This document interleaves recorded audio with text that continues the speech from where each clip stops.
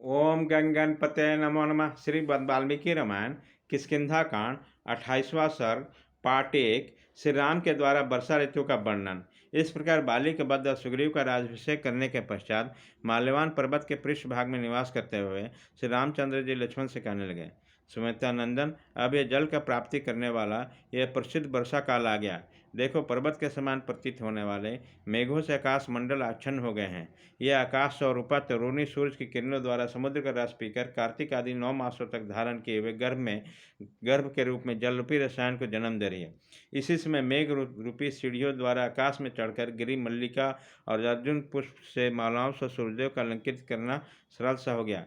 संध्या काल में लाली प्रकट होने पर बीच में ही लाल तथा किनारे के भाग में श्वेत और स्निग्ध प्रतीत होने वाले मेघ कंडों से आच्छादित हुआ आकाश में ऐसा जान पड़ता है मानो उसने अपने घाव से रक्त रंजित सफ़ेद कपड़ों की पट्टी बांध रखी हो।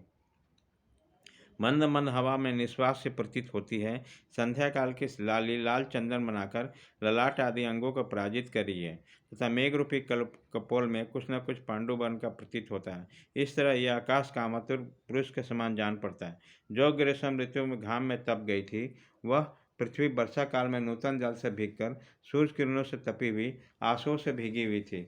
शोक संतप्ता सीता को भांति वास विपूचन उष्णा का त्याग करते हुए अश्रुपात कर रही थी। मेघों को उधर से निकली हुई कपूर के डली के समान ठंडी तथा केवड़े के सुगंधि से भरी हुई बरसाती वायु का मानो अंजलियों से भरकर पिया जा सकता है। वे पर्वत जिस पर अर्जुन के वृक्ष खिले हुए तथा जो केवड़ा से सुभाषित हो रहा, शांत हुए शत्रु वाले सुग्रीव के भांति जल धाराओं से अभिषक्ति हो रहा है। मेघ रूपी काले मृग चम तथा वर्षा के धारा रूपी यज्ञोपीत धारण किए हुए किसी वायु से पूरित गुफा या हृदय हृदय वाले ये पर्वत ब्रह्मचारियों का मानो वेदाध्ययन का आरंभ करें। ये बिजलियां सोने के बने हुए कोड़ों के समान जान पड़ती हैं। इसके मार खाकर मानो व्यथित हुआ आकाश अपने भीतर व्यक्त हुए मेघों को गंभीर गर्जना के रूप में अर्धनाद सा कर रहा है। नील मेघ के समान आश्रय देते हुए प्रकाशित होते विद्युत मुझे रावण के अंक में छटपटाते हुए तपस्वी सीता के समान प्रतीत लग रही है। बादलों का लेप लग जाने से जिसके ग्रह नक्षत्र और चंद्रमा दृश्य हो गए हैं अथवा जो नष्ट हो गए हैं, जिनके पूरा पश्चिम और भेदों का व्यर्थ लुप्त हो गया है, वे दिशाएं उन कर्मियों को जिनके प्रेषी संजोग दुख सुलभ है हेतकर प्रतीत होती है। सुमित्रा नंदन, देखो, इस पर्वत के शिखर पर खुले हुए कुटज कैसे शोभा पाते हैं।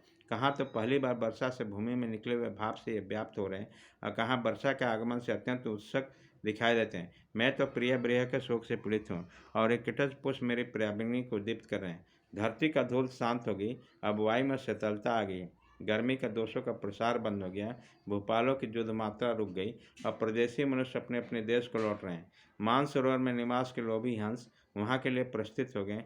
इस समय चकवे अपने प्रियों से मिल रहे हैं। निरंतर होने वाले वर्षा के जल में मार्ग में टूट फूट गए, इसलिए उन पर रथ आदि नहीं चल रहे हैं। आकाश में सब और बादल छिटके में हैं।